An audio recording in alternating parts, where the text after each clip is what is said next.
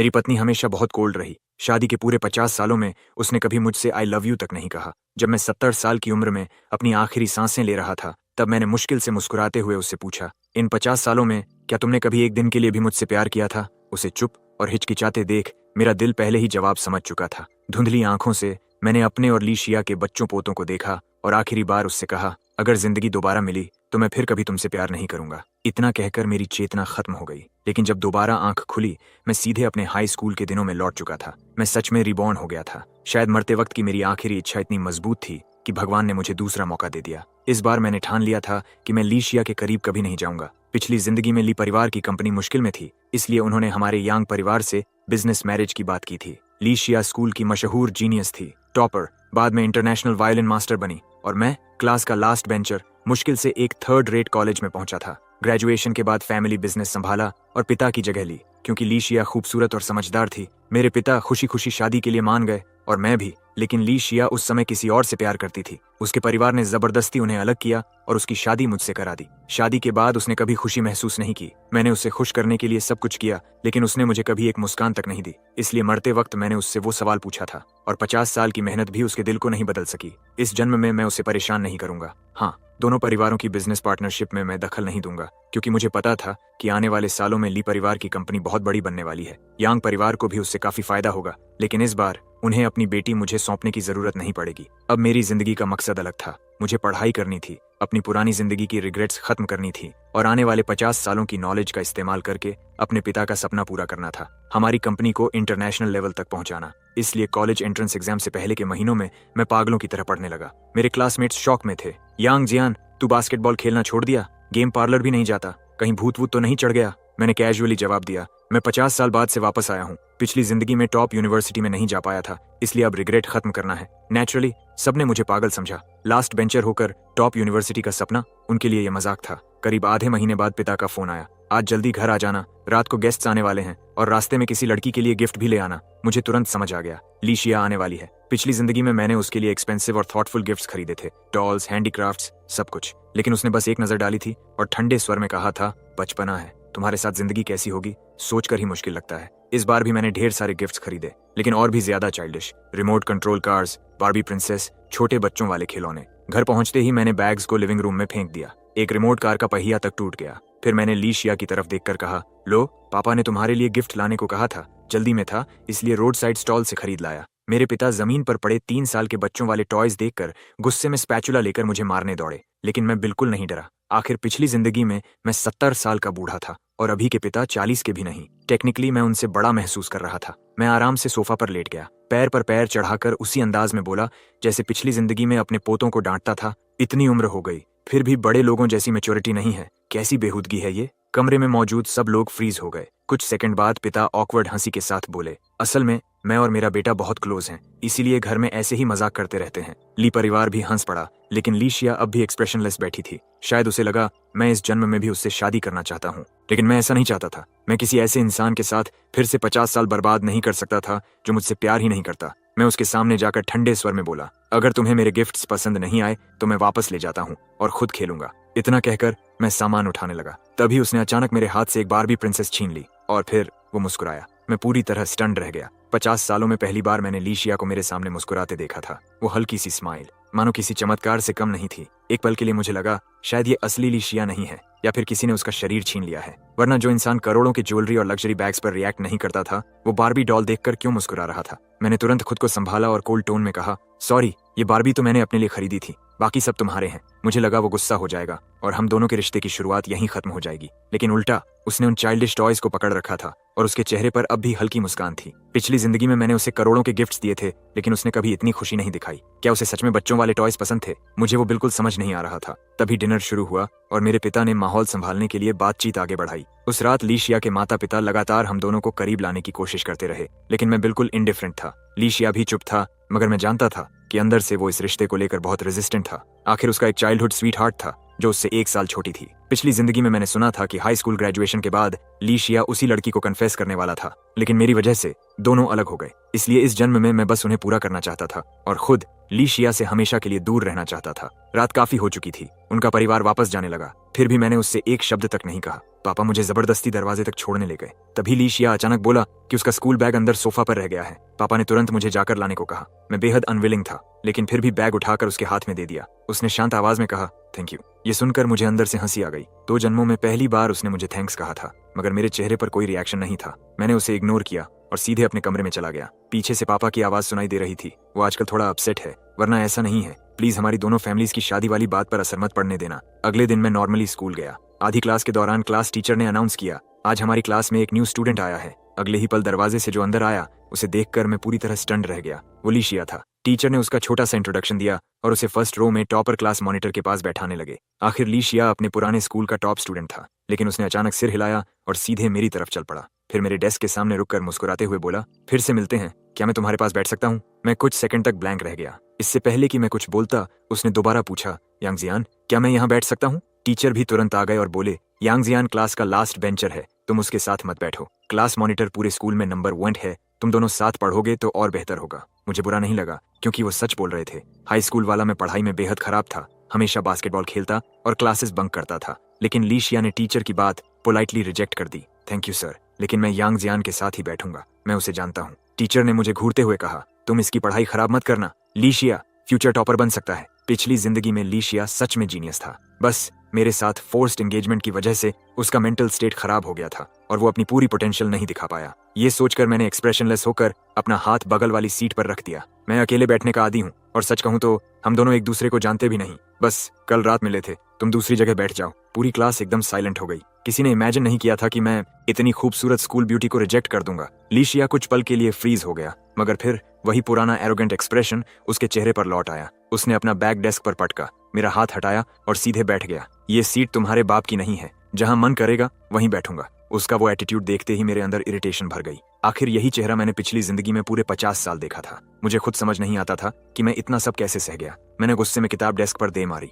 जिससे वो भी चौंक गया। ठीक है, जहां बैठना है बैठो, मुझे कोई फर्क नहीं पड़ता। इतना कहकर मैंने अपना सामान उठाया और क्लासरूम के पीछे गार्बेज बिन के पास वाली खाली सीट पर जाकर बैठ गया। वहां हमेशा कूड़े की बदबू रहती थी और उस सीट पर अक्सर सामान रखा जाता था। मैंने सब हटाया, बैग रखा और बास्केटबॉल उठाकर पीछे बैठे दोस्तों को इशारा किया। वो तुरंत समझ गए और हम सब क्लास बंक करके बास्केटबॉल खेलने निकल गए। पीछे टीचर की गुस्से भरी आवाज लगातार गूंज रही थी। हमने पूरी सुबह बास्केटबॉल खेली। दोपहर में आखिरी मैच खत्म होने के बाद मैं कोल्ड वाटर खरीदने जा रहा था कि अचानक कोई मेरे सामने आकर खड़ा हो गया। लीशिया ने मेरे हाथ में पानी की बोतल थमाई। लो, ये नॉर्मल वाटर है, अभी एक्सरसाइज के बाद कोल्ड वाटर मत पीना। मेरे दोस्त तुरंत टीजिंग मूड में आ गए। वाह जान भाई, बड़ी केयर हो रही है, ऊपर से नॉर्मल वाटर भी, कितना थॉटफुल है। मैंने सबको घूरा, फालतू बातें बंद करो वरना बास्केटबॉल सीधे सिर पर मारूंगा। फिर मैंने लीशिया की तरफ देखा और कोल्ड टोन में बोला, नहीं चाहिए, मुझे कोल्ड वाटर पीने की आदत है। और हाँ, हमारी फैमिलीज की बिजनेस पार्टनरशिप अपनी जगह है, लेकिन शादी वाली बात खत्म समझो। मुझे पता है तुम्हारा चाइल्डहुड स्वीट हार्ट है और तुम उससे प्यार करते हो। वैसे भी मुझे तुम में कोई इंटरेस्ट नहीं है, इसलिए बेहतर होगा हम दोनों एक दूसरे से दूर रहें।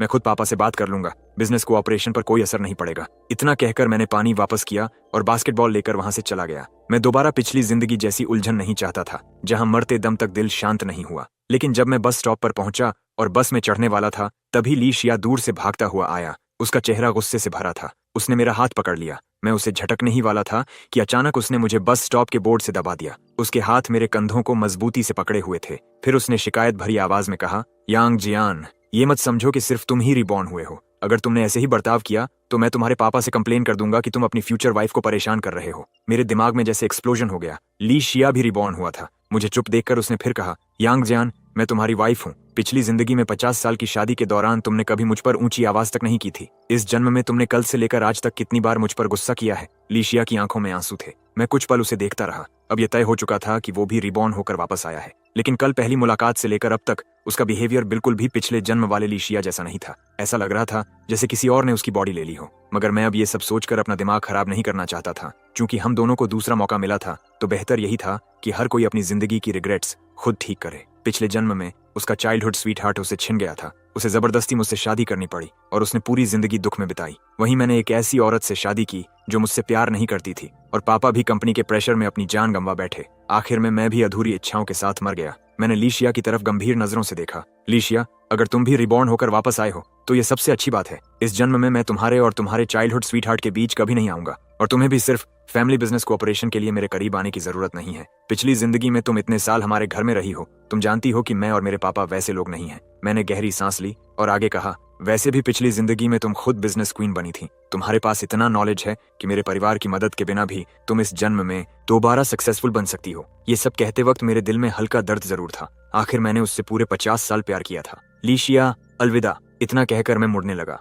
तभी एक मॉडिफाइड स्कूटर हमारे सामने आकर रुकी। उस पर बैठा लड़का सनग्लासेस उतारते हुए हंस पड़ा। शियादी, मैं तुम्हें लेने आया हूँ। तुमने अचानक स्कूल चेंज क्यों कर लिया? अब मुझे रोज आधा घंटा एक्स्ट्रा चलाना पड़ता है। उसे देखते ही मैं पहचान गया। वो था दुजितेंग, लीशिया का चाइल्डहुड स्वीटहार्ट। उसके परिवार का इलेक्ट्रॉनिक्स फैक्ट्री का बिजनेस था। हालांकि बाद में बिजनेस डाउन हो गया, फिर भी आम लोगों से काफी बेहतर हालत थी। लीशिया के पिता भी कभी उसी फैक्ट्री के पार्टनर थे। दुजितेंग धीरे धीरे लोकल बैड बॉयज के साथ घूमने लगा और एक टिपिकल स्ट्रीट बाइकर बन गया। लेकिन एक बात थी, उसने कभी लीशिया को उस दुनिया में नहीं घसीटा। शायद यही वजह थी कि लीशिया उसे कभी भूल नहीं पाई। एक ऐसा लड़का जो खुद बिगड़ गया मगर उसे खराब रास्ते पर नहीं ले गया। इस समय मेरी उससे कोई पहचान नहीं थी और मैं पहचान बनाना भी नहीं चाहता था। मैंने बस उसे एक नजर देखा और चुपचाप वहां से चला गया। पीछे से लीशिया की गुस्से भरी आवाज आई, यांग जियान, तुम बहुत बड़े कमीने हो। जब मैं ट्रैफिक सिग्नल पर खड़ा था तो अनजाने में पीछे मुड़कर देखा। लीशिया उसी स्कूटर पर बैठ चुका था। तेज धूप मेरी आंखों पर पड़ रही थी, लेकिन पता नहीं क्यों आंखों से आंसू बह निकले। लंबे समय का प्यार, साथ निभाना, सब बकवास है, मैंने मन ही मन सोचा। मैंने उसे 50 साल दिल से चाहा, लेकिन रीबर्थ के बाद भी वो चाइल्डहुड स्वीटहार्ट के पास ही चली गई। घर लौटकर मैंने स्कूल से कुछ दिनों की छुट्टी ले ली। मैं उससे दोबारा नहीं मिलना चाहता था। पापा नाराज जरूर हुए, मगर आखिर मैं उनका इकलौता बेटा था और माँ के जल्दी गुजर जाने के बाद उन्होंने हमेशा मुझे बहुत प्यार दिया था। कुछ दिन बाद मैंने साफ कहा, पापा मैं स्कूल ट्रांसफर करना चाहता हूँ। वो शॉक्ड रह गए। क्या, एग्जाम आने वाले हैं और तुम अब स्कूल बदलोगे? तुम्हारी फियांसे खास तुम्हारे लिए स्कूल बदल कर आई है और अब तुम जा रहे हो? मैंने जानबूझकर हेल्पलेस एक्सप्रेशन बनाते हुए कहा। मैंने कब कहा कि मुझे वो पसंद है? उसका पसंदीदा इंसान कोई और है। जबरदस्ती का रिश्ता कभी अच्छा नहीं होता, और अगर आपने मुझे फोर्स किया तो मैं तीसरी मंजिल से कूद जाऊंगा और माँ के पास चला जाऊंगा। हमारा विल्ला 3 मंजिला था, करीब 10 मीटर ऊंचा। अगर सिर के बल गिरा तो सीधा मौत तय थी। पापा हमेशा माँ के नाम पर कमजोर पड़ जाते थे। इस बार भी वो हार गए। ठीक है, पहले शांत हो जाओ, मैं तुम्हारे लिए नया स्कूल ढूंढता हूँ। तभी मैं मुस्कुराया। यही तो मेरे अच्छे पापा हैं। देखना, ट्रांसफर के बाद आपका बेटा टॉप यूनिवर्सिटी में जाएगा, फाइनेंस पढ़ेगा और वापस आकर आपके साथ बिजनेस संभालेगा। माँ भी ऊपर से हमें आशीर्वाद देंगी। ये सुनकर पापा इतने इमोशनल हो गए कि मुझे पकड़कर काफी देर तक रोते रहे। लेकिन अगले ही दिन उन्होंने मुझे धोखा दे दिया। लीशिया सीधे घर आ पहुंचा। उसने बिना नॉक किए मेरे कमरे का दरवाजा खोल दिया। मैं अभी नींद में था। धुंधली आंखों से देखा तो वो बिल्कुल फैमिलियर तरीके से खिड़की तक गया और एक झटके में कर्टन खोल दिए। तेज धूप सीधे चेहरे पर पड़ी। मैं इरिटेट होकर चिल्लाया, लीशिया तुम पागल हो गए हो? ये मेरा घर है, मेरे कमरे में ऐसे घुसने की हिम्मत कैसे हुई? वो तुरंत हंस पड़ा। तुम्हारा घर, तुम्हारा कमरा? मैं यहाँ 50 साल रही हूँ, ये मेरा भी घर है, मेरा भी कमरा है। उसकी वही पुरानी टोन थी। आखिर पिछली जिंदगी में हमारी शादी के बाद यही कमरा हमारा बेडरूम बना था। फिर वो सीधे वार्डरोब खोलकर मेरे कपड़े और अंडरवेयर निकालने लगा। मैं गुस्से में बोला, तुम्हें कोई बीमारी है क्या? वो मेरी तरफ देखकर मुस्कुराया। तो तुम्हारी ये सोने वाली आदत अभी से थी? मुझे लगा बाद में शुरू हुई होगी। मैंने गुस्से में कहा, दफा हो जाओ। लेकिन वो हंसते हुए बोला, मैं नहीं जाऊंगी। मैंने तुम्हें 50 साल दबा कर रखा है। रीबर्थ के बाद भी तुम मेरे हाथ से नहीं निकल सकते। उसकी ये बात सुनकर मेरे अंदर दबा गुस्सा फटने लगा। पिछली जिंदगी में शादी के कुछ समय बाद ही मुझे पता चल गया था कि वो मुझसे प्यार नहीं करती। मैंने डिवोर्स की बात भी की थी, लेकिन उसने प्रेगनेंसी का बहाना बनाकर मना कर दिया था। उसने कहा था, अब जिंदगी ऐसी ही है, कॉम्प्रोमाइज करके जी लो। अब जब भगवान ने उसे दूसरा मौका दिया था जहां वो आजाद होकर अपने प्यार के साथ रह सकती थी, तो फिर वो दोबारा मेरे पीछे क्यों पड़ रही थी? मैंने ठंडी नजरों से कहा, लीशिया तुम्हारा ये बिहेवियर मुझे सिर्फ तुमसे नफरत करना सिखाएगा। मेरी बात सुनते ही वो फ्रीज हो गया। मैं बिना उसकी तरफ देखे कपड़े पहनने लगा, फिर दरवाजा खोलकर बाहर जाने लगा, मगर अचानक उसने पीछे से मुझे कसकर पकड़ लिया। यांग जियान, सॉरी, पिछली जिंदगी में तुम्हारे सवाल का जवाब नहीं दे पाई थी, इस जन्म में दूंगी। लेकिन मैंने उसे बोलने का मौका ही नहीं दिया। मैंने उसके हाथ हटाए और कहा, कुछ मत कहो, मरने से पहले ही मुझे जवाब मिल गया था। 50 साल तुमसे प्यार करके भी मैं तुम्हारा दिल नहीं बदल पाया। अब बस मुझे छोड़ दो। क्या हम इस जन्म में बस सबसे परिचित अजनबी बनकर नहीं रह सकते? मैंने धीमी आवाज में कहा। हम अभी सिर्फ 18 साल के हैं, जिंदगी बहुत लंबी है। धीरे धीरे तुम मुझे भूल जाओगे, उस इंसान को जिसे तुम कभी प्यार नहीं कर पाए। पिछले जन्म में तुम्हारे भी रिग्रेट्स थे, मेरे भी। इस बार हम दोनों अपनी अपनी अधूरी चीजें पूरी कर लेते हैं, ठीक है? लीशिया की आंखों से आंसू लगातार बह रहे थे। उसने तेजी से सिर हिलाया। नहीं, तुम मेरे हस्बैंड हो। 50 साल का रिश्ता, क्या तुम सच में उसे छोड़ सकते हो? मैंने कड़वाहट से होंठ भींच लिए। अगर कहूं कि बिल्कुल दर्द नहीं है तो वो झूठ होगा, लेकिन मैं फिर से वही जिंदगी नहीं जीना चाहता। कुछ पल रुककर मैंने धीरे से कहा, इस बार मैं छोड़ सकता हूँ। लीशिया ने आंखें पोंछी और अचानक दृढ़ नजरों से मुझे देखने लगा। मुझे पता है तुम मुझ पर भरोसा नहीं करते। पिछले जन्म में तुमने 50 साल मेरा ख्याल रखा, इस जन्म में मैं तुम्हारा 50 साल ख्याल रखूंगी। चाहे मैं कितना भी समझाता, वो मानने को तैयार ही नहीं था, लेकिन मेरे लिए उस पर भरोसा करना नामुमकिन था। आखिर रीबर्थ के बाद भी वो अपने चाइल्डहुड स्वीटहार्ट दुजितेंग के पास क्यों नहीं जाएगा? नीचे आने पर पापा हमें साथ देखकर बेहद खुश हो गए। आओ आओ, मेरे बेटे बहू, मैंने तुम्हारे लिए ब्रेकफास्ट बनाया है। मैंने गुस्से से पापा को घूरा, एक बन उठाया और घर से बाहर निकल गया। लीशिया भी तुरंत बन लेकर मेरे पीछे आ गया। मैं जहां जाता वो पीछे आता, मैं रुकता तो वो भी रुकता। इससे मैं बेहद परेशान हो चुका था। पूरे आधे महीने तक वो हर वक्त मेरे आसपास रहा। मैं बास्केटबॉल खेलता तो वो धूप में बैठकर मेरा इंतजार करता। मैं इंटरनेट कैफे जाता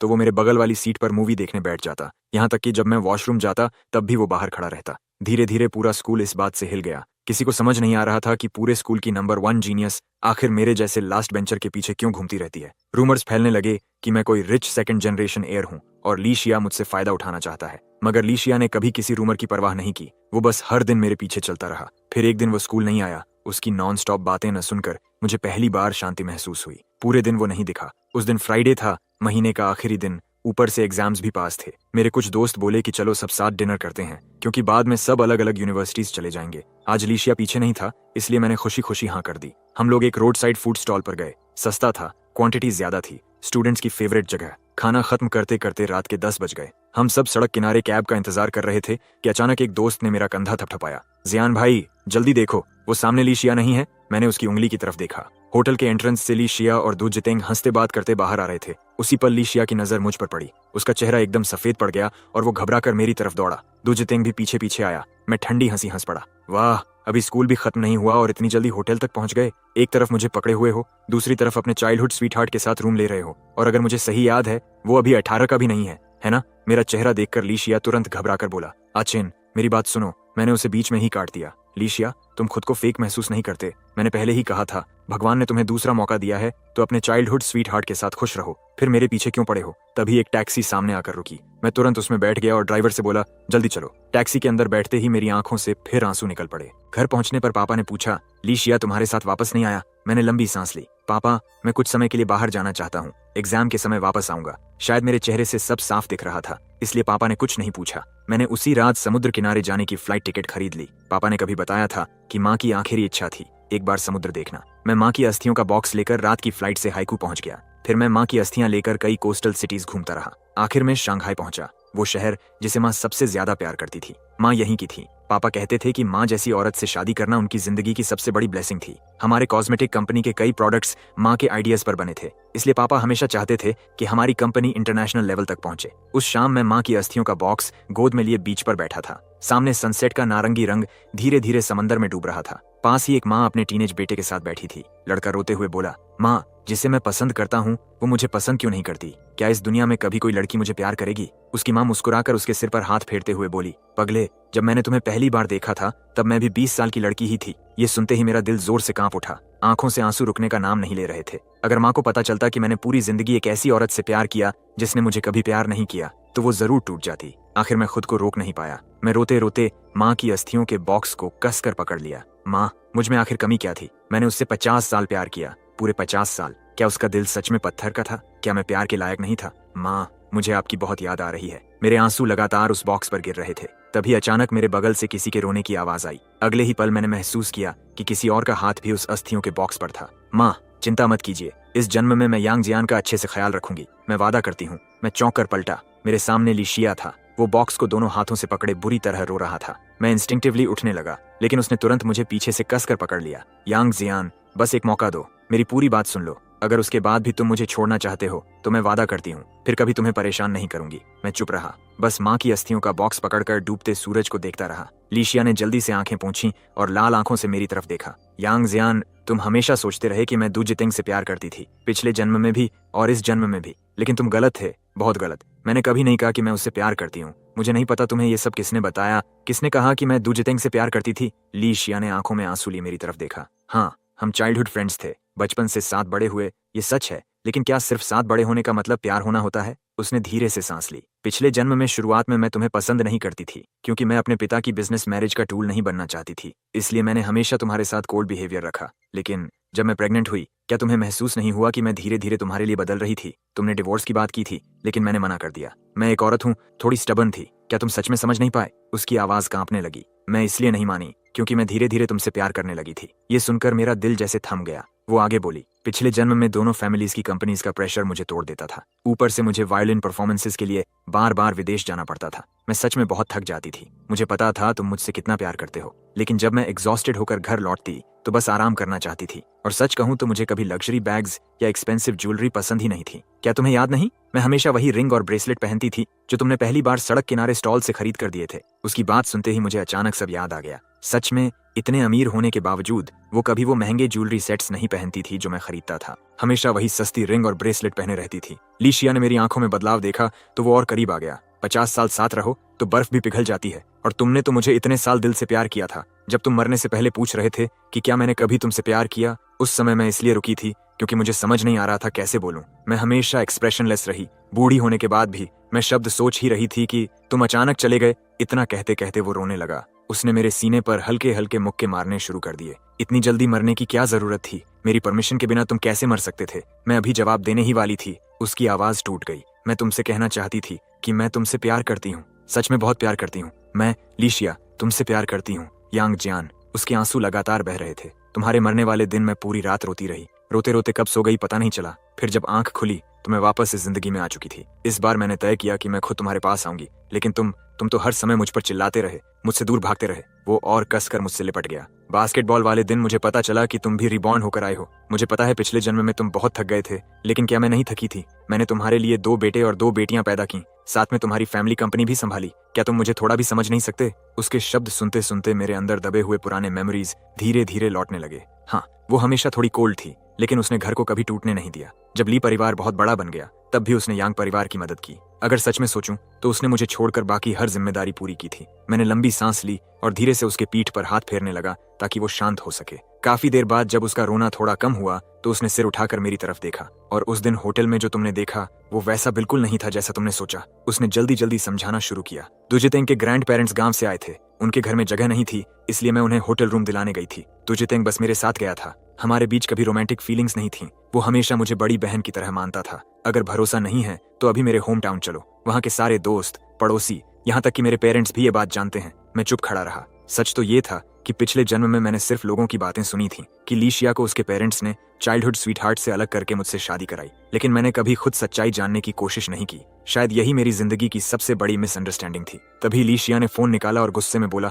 अभी के अभी यहाँ आओ। अगले ही पल दुजितेंग पास के डस्टबिन के पीछे से भागता हुआ निकल आया। शियादी। लीशिया ने तुरंत मेरा हाथ पकड़ लिया और प्राउडली बोला, इन्हें जीजा जी बोलो। दुजितेंग साफ डर गया और तुरंत झुककर बोला, जीजा जी। फिर उसने पूरी सच्चाई बताई। उसके पेरेंट्स कभी उसकी परवाह नहीं करते थे। अगर लीशिया उसे संभालता नहीं तो वो सिर्फ स्ट्रीट बाइकर नहीं बल्कि असली गैंगस्टर बन चुका होता। और सबसे शॉकिंग बात, दुजितेंग जिस लड़की को पसंद करता था वो एक केटीवी ओनर की बेटी थी। दोनों सेम एज थे और शादी का वादा भी कर चुके थे। अचानक मेरे दिमाग में पुरानी याद कौन थी। पिछले जन्म में जब दुजितेंग की शादी हुई थी तब लीशिया ने मुझे साथ चलने को कहा था, लेकिन मैं जेलसी में नहीं गया और उसकी शादी उसी केटीवी ओनर की बेटी से हुई थी। शुरुआत में लड़की की मां ने रिलेशनशिप अपोज किया था क्योंकि दुजितेंग निकम्मा लड़का लगता था। बाद में उसने दोबारा पढ़ाई की, नॉर्मल यूनिवर्सिटी में एडमिशन लिया, तब जाकर शादी की परमिशन मिली। अब जाकर मेरे दिल में फंसी हुई गांठ खुलने लगी। लीशिया ने मेरी आंखों में देखते हुए गंभीर आवाज में कहा, इस जन्म में मैं वायलिन नहीं बजाना चाहती। मैं बस पापा का सपना पूरा करना चाहती हूँ और माँ के कॉस्मेटिक्स को दुनिया तक पहुंचाना चाहती हूँ।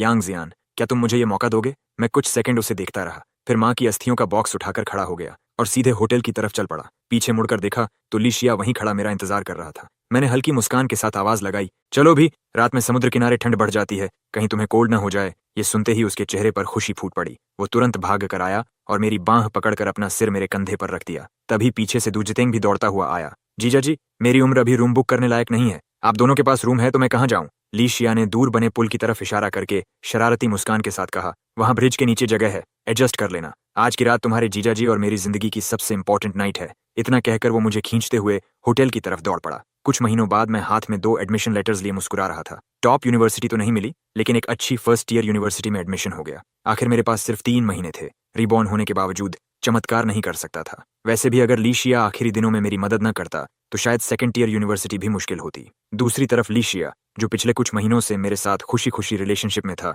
सीधे नेशनल टॉपर बन गया। लेकिन उसने देश की सबसे फेमस यूनिवर्सिटी छोड़कर वही यूनिवर्सिटी चुनी जहां मैं जा रहा था। वो मेरे पास आया, मेरे गाल पर किस किया और मुस्कुराकर बोला, इस जन्म में मैं तुम्हारे लिए 2 और बच्चे पैदा करूं? मैंने बिना हिचकिचाए सिर हिलाया। ठीक है, आखिर मैंने उससे 50 साल प्यार किया था तो 50 साल और सही।